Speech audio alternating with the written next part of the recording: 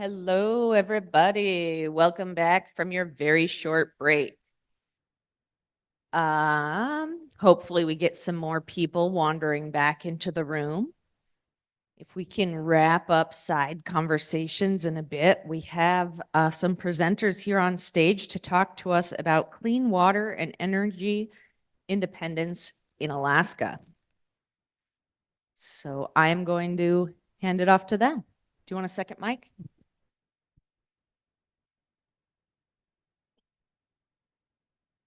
So, good morning, everybody. If you do not know who I am, can you hear me okay? Okay. So, my name is Actinio Diamond. I work with the Alaska Native Tribal Health Consortium in the Tribal Capacity and Training Program, and we really focus on providing technical assistance and training to Alaska tribes. Sorry, I am suffering from allergies here in Oregon too. A little bit more about me. I'm originally from Chignik Lake, and that's where I started out my environmental work. Um, as the environmental program coordinator and advanced to tribal administrator.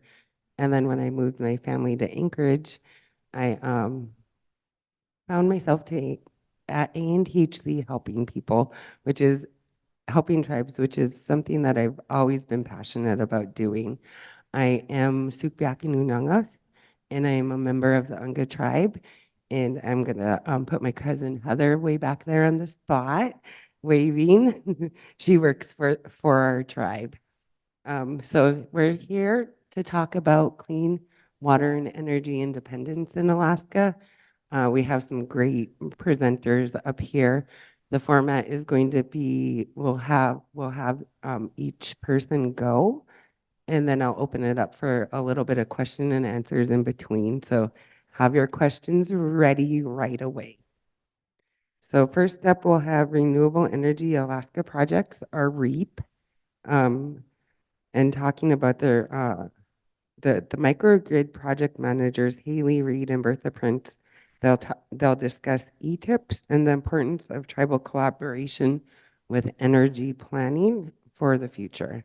So we'll start out with Bertha Prince. And Bertha, could you introduce yourself in a little bit more detail, and everybody else too when we get there? Sound good? Diana Xenia Bertha Prince. I'm originally from St. Mary's on the Yukon. I'm residing in Anchorage, working for the Renewable Energy Alaska Project, the microgrid manager, project manager.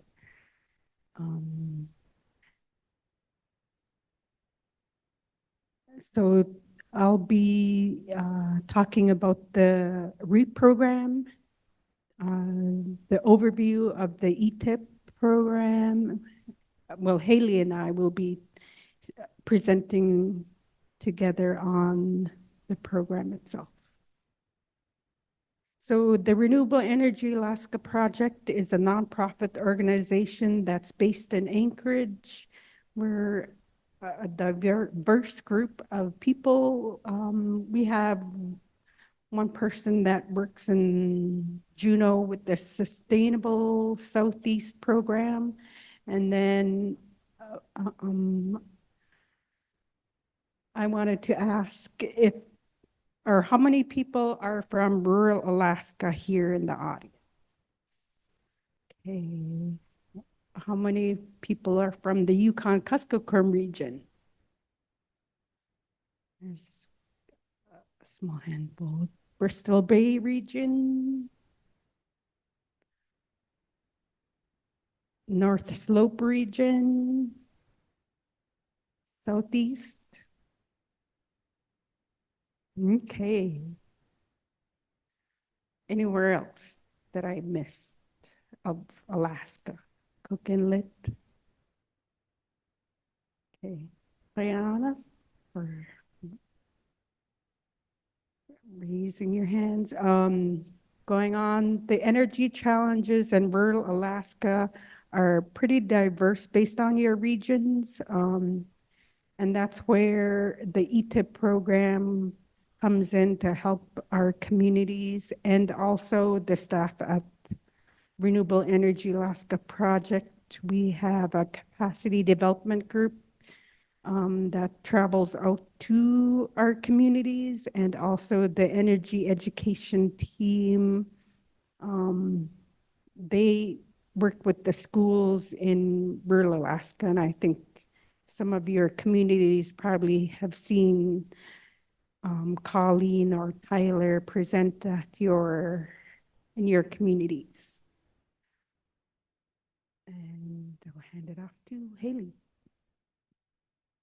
Thank you. My name's Haley. I'm a microgrid project manager with Bertha, and I really appreciate you welcoming me at this conference today. I'm going to talk a little bit about the technical assistance program that we offer through the Department of Energy. The Energy Efficiency and Renewable Energy Department funds this technical assistance program, and then they have contracted with the National Renewable Energy Lab, NREL, to administer this program throughout the whole United States. So this is a relevant program to anyone who lives in a microgrid community, an island or islanded community from a grid. So in Alaska, that just means that you are not connected to the rail belt utilities. We are a regional partner for Alaska specifically, and so we help NREL figure out the more community-specific outreach and understand the unique context that Alaska has, which is very different from some of the other obstacles the lower 48 might have in terms of geography and what type of energy systems rural Alaska has right now. So ETIP stands for Energy Transitions Initiative Partnership Project. And the goal of this technical assistance is to improve energy resilience in rural Alaska and improve energy efficiency. So we support communities in understanding their energy potential to integrate renewable energy and energy efficiency. So what we can offer in terms of technical assistance is pretty flexible depending on where you're at. So if you don't have a community energy strategy, or if you already have renewable energy in your community and you're looking at what the next steps are, along that whole spectrum is applicable for this technical assistance. So maybe your community wants some education on energy topics and community engagement, getting the whole community in the conversation of what energy looks like in your community. We can talk about workforce development, infrastructure improvements, how to find funding for those opportunities, and collect data as well. So we work with national labs like the National Renewable Energy Lab or the Pacific Northwest National Lab. There are a few of them that we can connect you with, and we will form a team to help identify the gaps that you experience in your energy systems, and then the pathway to fill those gaps and to progress your goals as far as your energy systems are concerned. So some of the solutions could look like developing a community energy strategy, forming a local energy committee. We can help figure out what the best renewable energy technology would be for your specific community and your geography. Maybe you're interested in some utility planning and figuring out the supply and demand. Pretty much anything on the screen and more are solutions that we've already deployed in 9 communities and are looking to do further in other communities. So I talked just briefly about the process. There are 2 tracks. One, if you don't have a community energy strategy in your community, we can spend about 6 to 8 months working towards that, finding out what your goals are for your community energy systems, what the vision will be for the future, what are some short-term goals, long-term goals, and then move into identifying technical assistance areas. Maybe you want to explore heat recovery, or there are some transmission line upgrades you'd like to do, and we can help you design that and find the pathway. Or if you want to jump right into specific projects that you're interested in or specific problems that you want to find solutions for, we can spend 12 to 18 months working with the engineers at the national labs and Bertha and myself to develop a pathway for that. So you can see on the screen the map of communities we worked with in the past. This program's been around since 2021 and is continuously changing and expanding. And so you'll see Dillingham, Uzinki, Wainwright, McGrath, Igiagig, St. George and Nikolsky, and Sitka, to just name a few. And so right now we're doing outreach for our 4th cohort, where we're hoping to get at least 3 communities onboarded in the fall to start this program. And so to highlight one of those communities, we work closely with McGrath right now, and they're still in their 12 to 18 month period of technical assistance. And so they really wanted to start from scratch in developing a community energy plan. But before we jumped into that, they identified that their education and energy literacy in the community could use some bolstering. And so we did some Energy 101. What are the different technologies of renewable energy, and what is a grid? What does your energy system look like in McGrath right now? We did some workforce development training on if you got renewable energy, how would you maintain it? Who would be implementing it? And then we went into figuring out how to make energy decisions as an entire community, including the tribe, the city, the utility, all of the stakeholders, and just community members in general, the school district. And we created some meetings to get together and just kind of foster those relationships that in other areas may not have been so successful, but everybody can get behind energy being an important topic in your community and wanting to have a voice. It was a really cool opportunity to go in person and have all those stakeholders meeting for a few days with our staff. And so yeah, we are working on our community energy plan there, did a resource assessment, and now Bertha will talk about Igiagig a little bit. So Igiagig is more advanced in energy. They have the in-river hydro in the community. They have a battery energy storage system. Wind turbines, one at the fish camp. They're more advanced in energy compared to McGrath, where they're starting off. So Igiagig has 4 focus areas. They are working on a community energy plan, the heat recovery system, loop, and line loss. And they would like to reduce their diesel dependency by 2030. So that's what they're focused on. They're almost done with their with the program. So just to wrap up, here are some important dates for this program. The application period is open and will be open until July 10th. There is a wide variety of types of organizations that can be the lead applicants. So that could be local government, tribes and corporations, utility, or just a community-based organization that has the capacity to lead the local engagement. And just because they're the lead applicant doesn't mean the whole community won't be involved. It just means they're our number one point of contact in the community.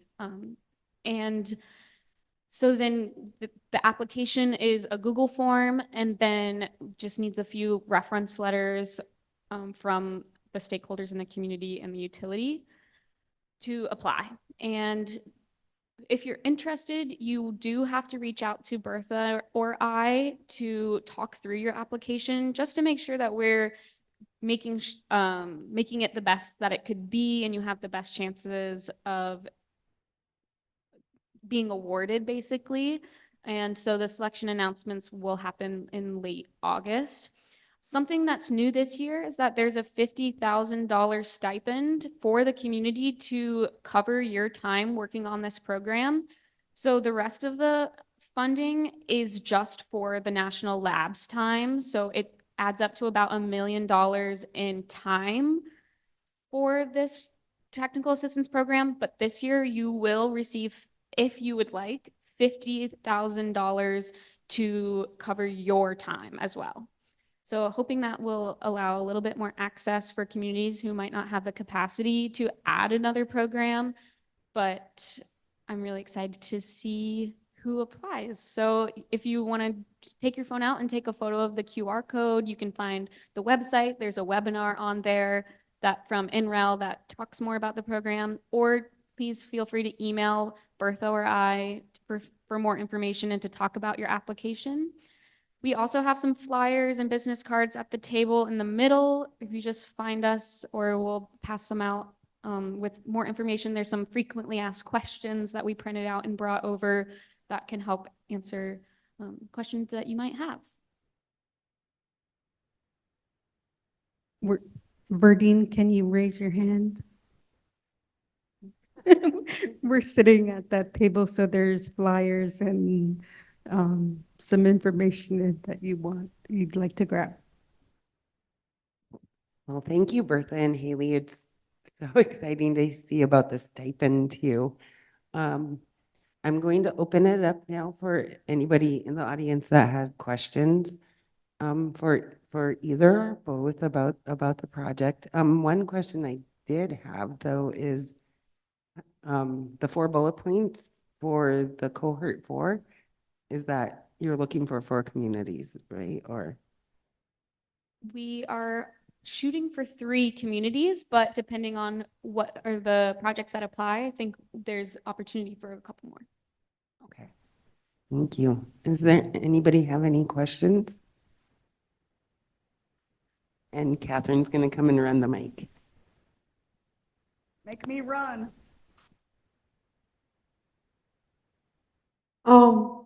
This has been amazing, incredibly amazing. I'm surrounded with, again, with knowledgeable people. But then your job, you have to have a huge passion for something that you're dealing with. And you have to focus on the members, community, tribal members, because we're facing the expenses we have, like grocery prices, stove oil, electricity.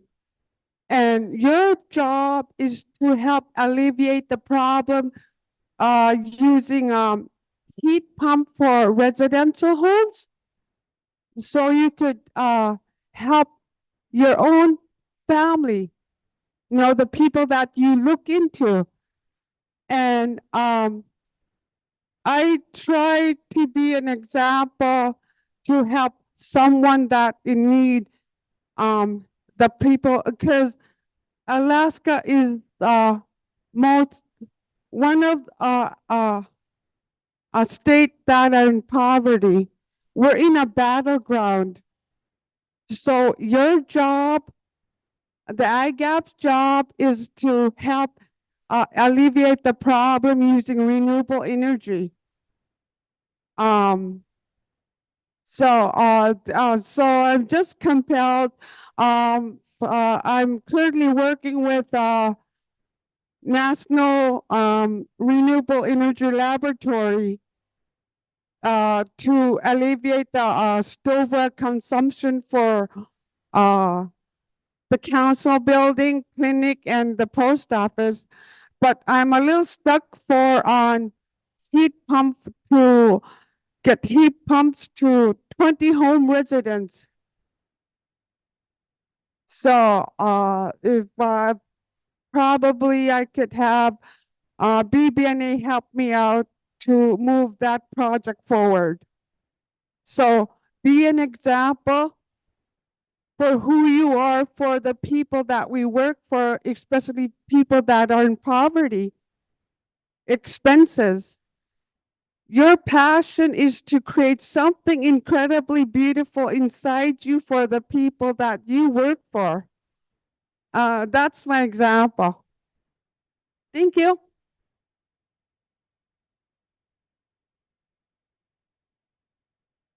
Brianna, for your comment. I'm Johnson Inua. I live in a small village that's about 3 miles long and about a half a mile wide. And going right through the middle of it is a mile-long airport. On each side, there's um, um, you can't build anything close to 25 feet within each side. And there's a clear zone on each side, and there's a dump on the our sewage dump is located on one of the. Now we've been concentrating on trying to protect the island, but a lot of things get left behind because of we're trying to save the island. We have about 600 people there living on this island, and it's running out of room to build. The challenges are the solid waste dump and the sewage lagoon are being hampered by this climate change, and the sea is rising, and we're right at sea level. There's a lot of challenges for us to try to protect the sewage lagoons and solid waste. So we're faced, and we're kind of like 5 miles away from the mainland and a bunch of islands. And I see problems in acquiring funding to try to protect those getting polluted into the ocean and to our surrounding areas.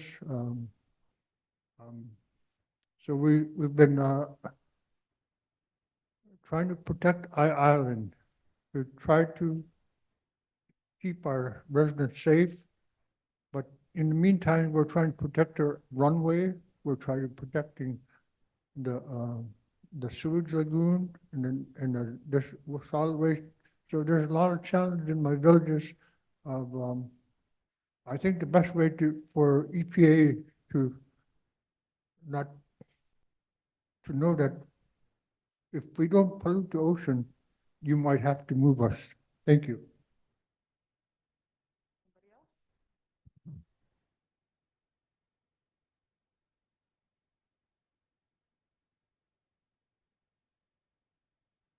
I know we have a couple more questions. Brianna, for your comment.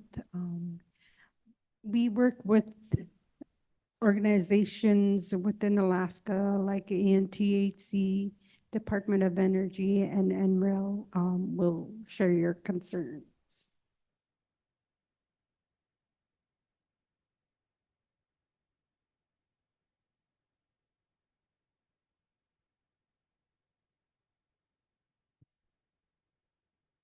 Well, thank you guys for your comments. And like Bertha said, we will share your concerns. For the sake of time, we do need to move on to the next presentation. And Cassandra's here from Bristol Bay Native Association, and she's going to present a timeline and history of the Pebble Mine battle and highlight ways tribes can use EPA's GAP funding to address any potential harmful developments in your own region. And I'll let you further introduce yourself and Ayana Nakfa, Waka Chinachit. I am Cassandra Johnson. I was born in Dillingham, Alaska, which is, located in the Bristol Bay region. I am a Chakhayang tribal member, but I also work for the Bristol Bay Native Association as the environmental coordinator. And that's where my my work starts with dealing with Pebble or the threat of Pebble and working with our communities within the region in many facets to address the potential threat. I wanted to say really quickly before I move on into my presentation that in 2019, before I joined RTOC as Gayla Hossett's alternate, Gayla had made me talk about Pebble in 2019 in Portland. And I'll tell you what, I cried. I blubbered. So I am going to try not to cry this time. And if I do, it's going to be for a different reason. So moving on forward, no promises. No promises. Moving on forward, just a little background about Bristol Bay. What? I might cry with you. Okay, good. I'm not alone. Uh, I also think I need like 3 hands up here, but it's okay. I'll make do with the 2 that I got.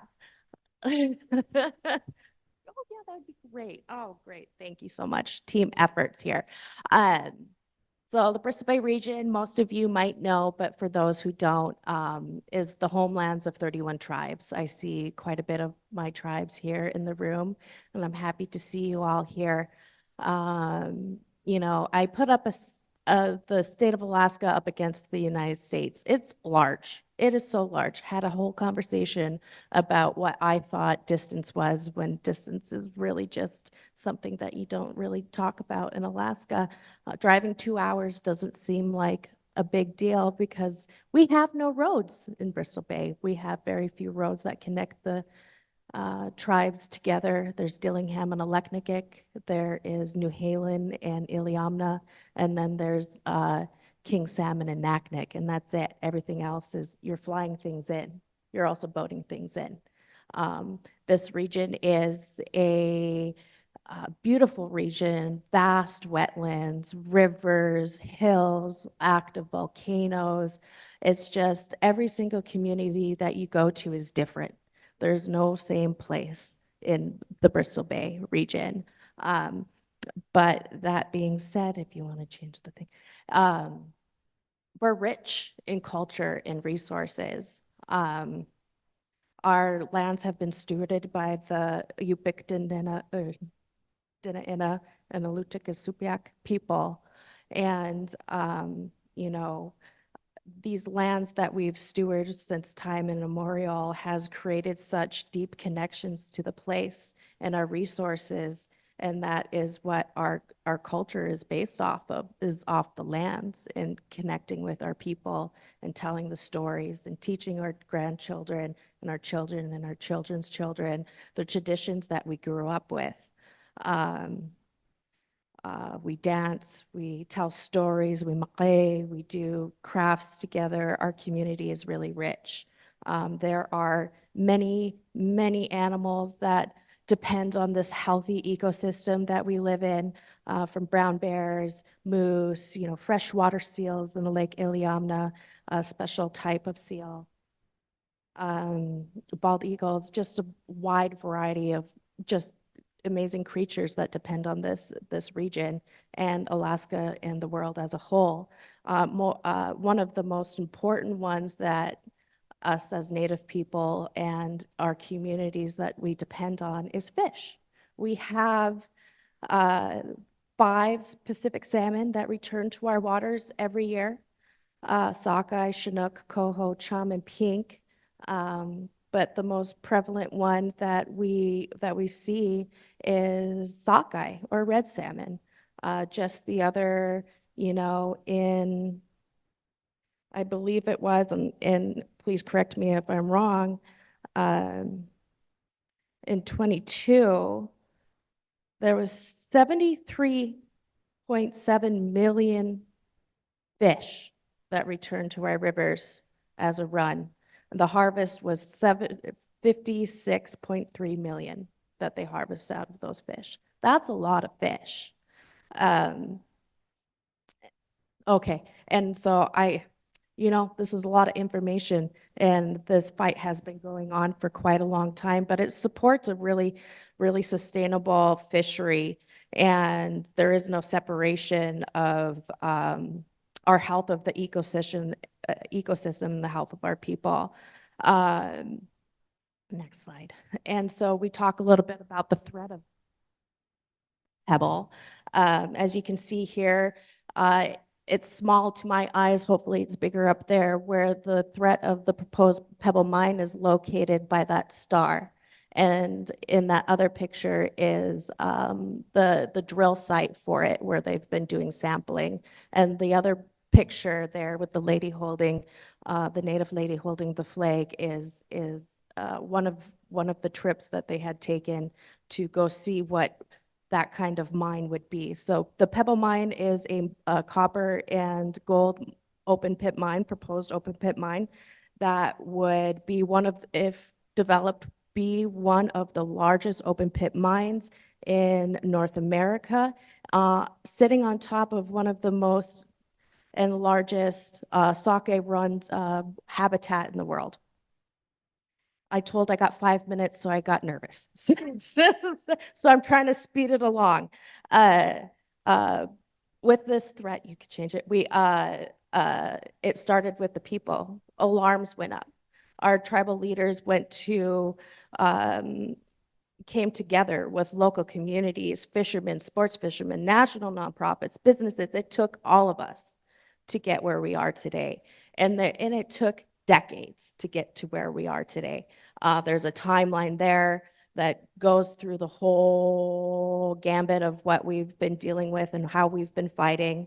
You could change the slide to recent events where on January 30th, EPA finally issued the 404C proposed determination that restricted disposals of certain discharges and dredge or fill materials associated with development of the mine at the Pebble deposit. So great victory for us. It was, all of the summers that we went fishing, there was a threat of Pebble and we could finally breathe. Well, was it yesterday? Yesterday, even more recent news, Senator Congresswoman Peltola has introduced the bill to protect Bristol Bay, the Bristol Bay Protection Act. So we're still fighting at multi-levels to make sure that this pristine home is protected into the future for our kids and our generations. And it's been a blessing to work and work towards this. And some of the ways that you can work towards this, next slide. Oh, it cut off. I had a whole thing about what you can do. But you can apply and be nominated and sit here on RTOC. You can participate in public comments. You can develop a program or a library of sorts of mining. There's a whole list of capacity building that you can do in your own EPA IGAP grants that is supported. You can hire consultants to help you figure out what the heavy jargoned words are saying in those EISs and to understand 404C Clean Water Act. There's a whole host of other activities that you can do. And with that, I'm sorry I sped through it. 10 minutes is not enough time to talk about the breadth of Pebble and the fight that we have done. So thank you very much. I'll turn it over for questions and Q&A. And we'll have time for one or two questions. But I also did want to point out that there are three of us up here on stage from the Bristol Bay region, and we grew up hearing the fight with Pebble our whole entire lives. And just wanting to point out that, Cassandra did say it has taken a lot of time for the region. But us three grew up hearing about it all the time.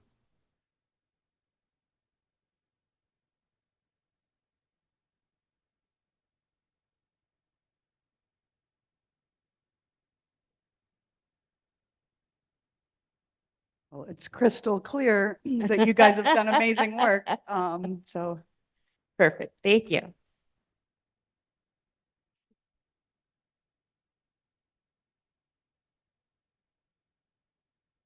Okay, and then finally, we're not finally, but you know what I mean.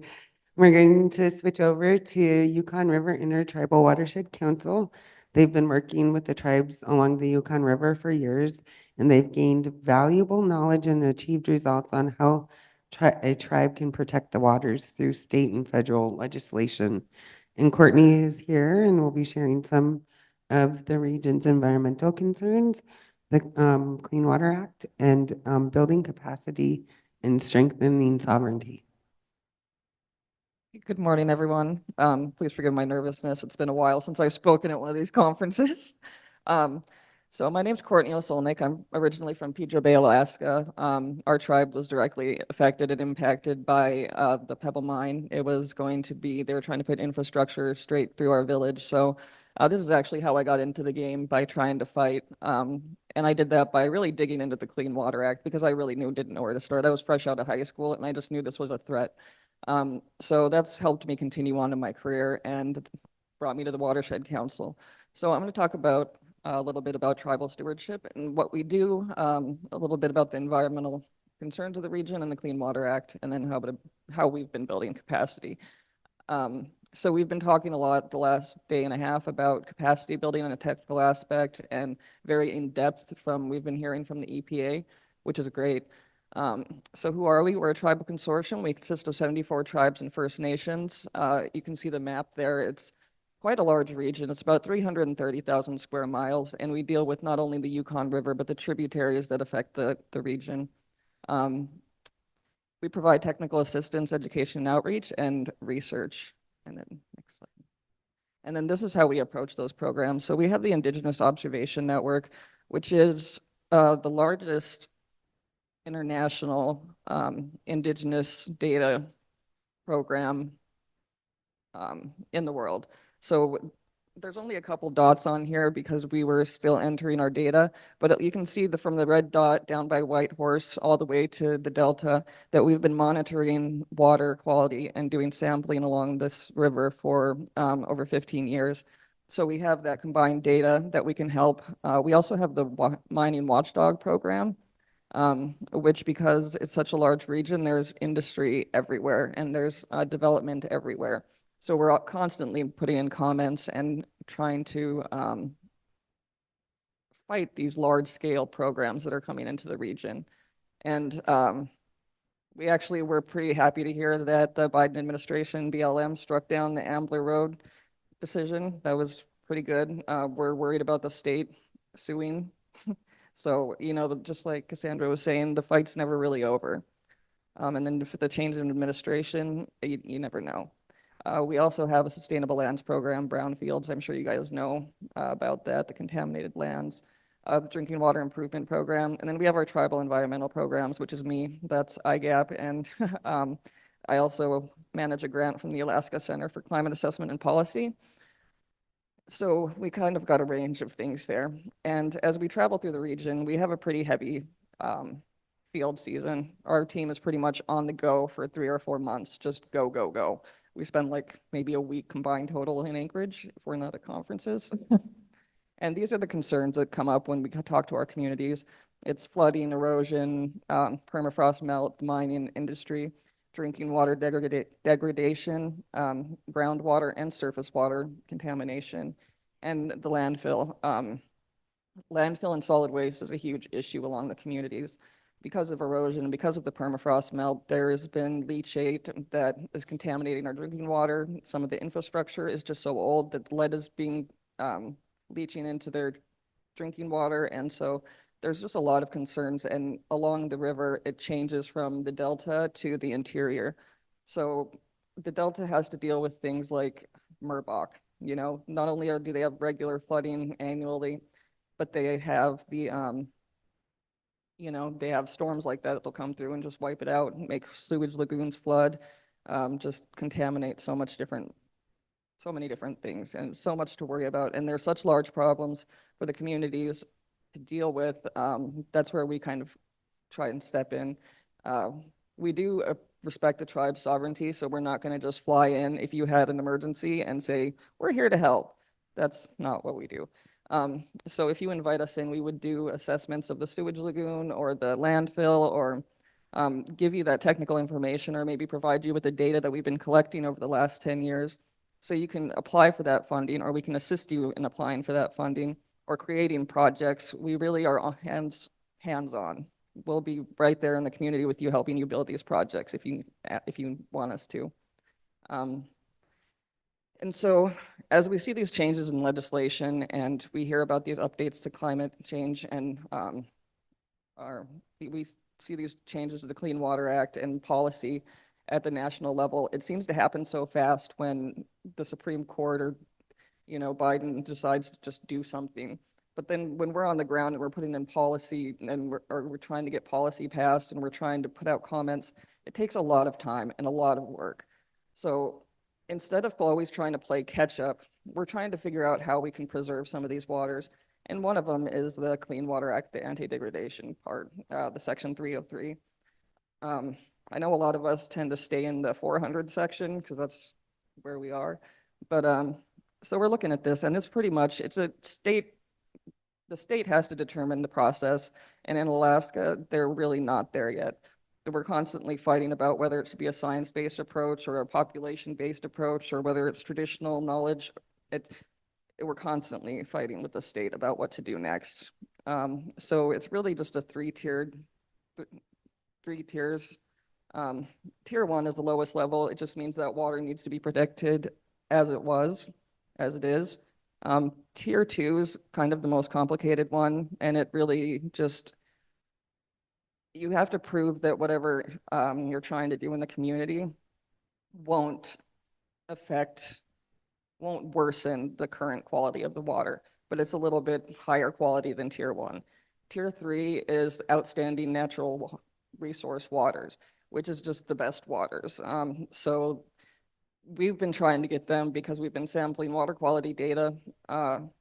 We've been sampling water quality. We've been trying to get them to use the science-based approach so we can prove that these waters are in a pristine state and that we can get them designated.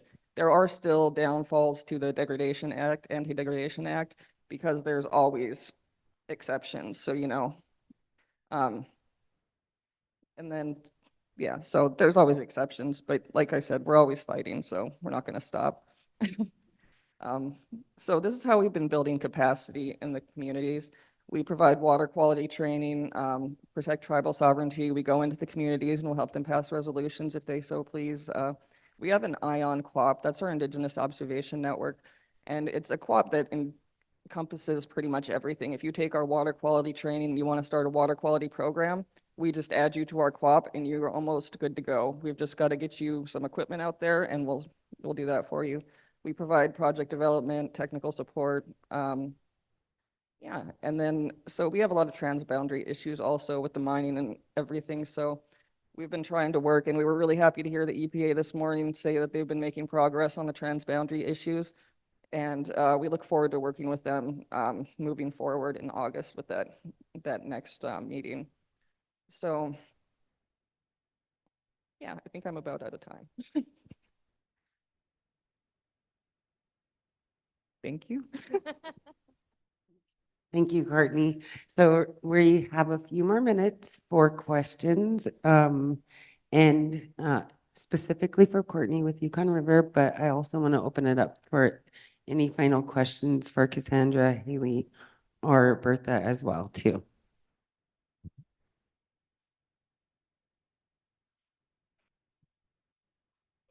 Freshwater Act.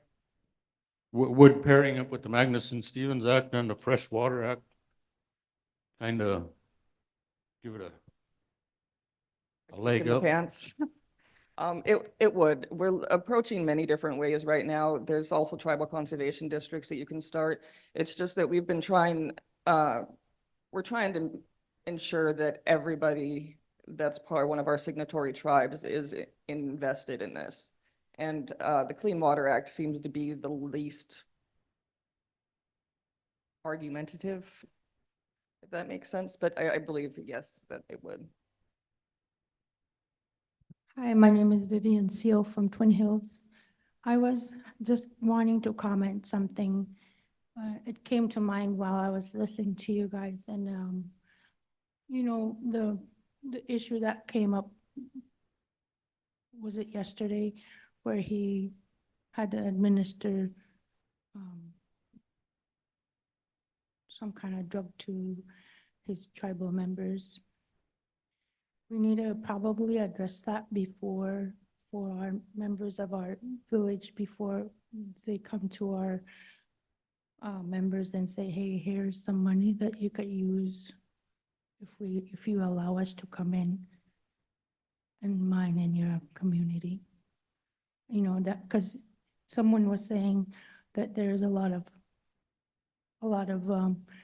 rising bills. And these are the things we might have to think about. So just to comment on the rising bills really quickly, part of the reason that we're trying to take this alternate approach is because it will provide some economic stability for the communities and provide some more jobs and training for these people. So we realize that the loss of subsistence and clean water is affecting our mental health and the health of our youth. So yeah, economic development is a large part of what we're doing as well, or trying to. Courtney, can you tell us any more about the ion quap? That sounded pretty neat. Yeah, so it's actually it's statewide, but it was the ION program is originally funded by NSF, so it allowed us to travel into Canada to do our sampling and to have a holistic picture of what's going on in the watershed. The QOP we created because climate change in the region was a concern at our biennial summit. There was erosion, there was just been massive erosion in the region, flooding constantly. So everyone recognized that this was a huge problem. So our science director, Etta Mutter, she decided to create this QOP, and she wrote it, and it's approved by the EPA. And it's pretty much based on, this one's climate change. We have a couple different QOPs, one for mining, drones. But this one is really the inclusive one that partners with IGAP. So we had gotten approval from my program officer to provide capacity building support to the GAP program so they can join the QOP. So we provide the money and everything, like we'll fly you out to Anchorage and we'll get you the training, we'll show you how to calibrate the equipment. But the QOP is really just a really long technical document that outlines all of the when we sample, how we sample, just making it a legally defensible data so that if any development does come into the region, you can prove that this is really a problem. Did that answer your question? Yes.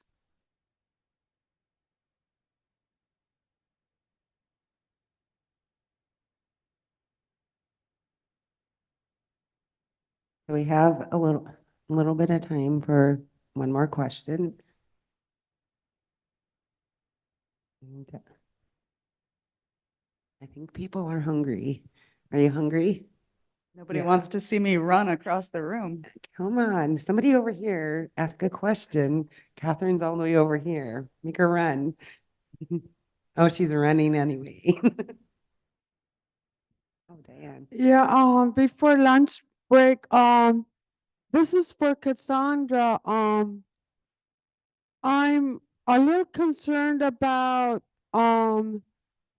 the declining numbers of salmon run in Togiak Bay. Although 50 million fish pass through Nishigak River, but then, for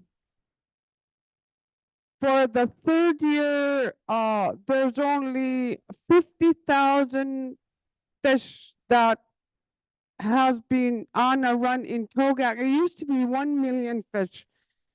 And the decline on king salmon and coho is just incredibly nuts. And I was hoping if BBNA and Togak Fish and Wildlife Game could help Togak, specifically for folks that harvest and commercially harvest and individually families that depend on salmon. If if you could help us out, why is this happening? Because it's unknown. And for Yukon watershed, Courtney, I believe I can reach out to you. You have incredible program. Oh my goodness, have you had someone outside of interior? Because I'm in Bristol Bay and you're interior. And very compelled and want to know of your successful project. I had an eye on the screen, and I kind of smiled a little bit about what's going on in your program, and and I'm very thankful for all of you. My goodness, thank you.